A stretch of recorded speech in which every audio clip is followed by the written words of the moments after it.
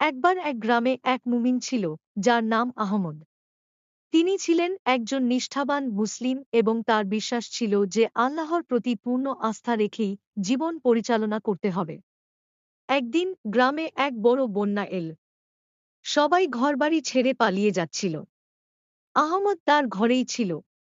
লোকেরা তাকে বলল, আল্লাহর প্রতি আস্থা রেখে তুমি কেন পালাও না? আহমদ উত্তর দিল, আমি জানি আল্লাহ যেভাবে চান আমাকে রক্ষা করবেন। আমি তার উপর বিশ্বাস রেখে থাকব। কিছুক্ষণ পর আকাশ থেকে এক বড় ঝড় এসে তাকে উদ্ধার করল। তিনি বুঝলেন আল্লাহ তার জন্য সবকিছুই পরিকল্পনা করে রেখেছেন।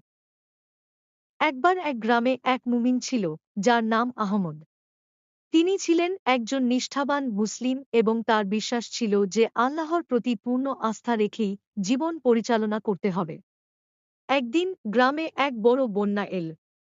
সবাই ঘরবাড়ি ছেড়ে পালিয়ে যাচ্ছিল। আহমদ তার ঘরেই ছিল।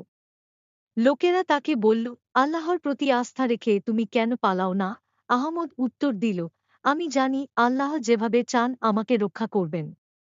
আমি তার উপর বিশ্বাস রেখে থাকব। কিছুক্ষণ পর আকাশ থেকে এক বড় ঝড় এসে তাকে উদ্ধার করল।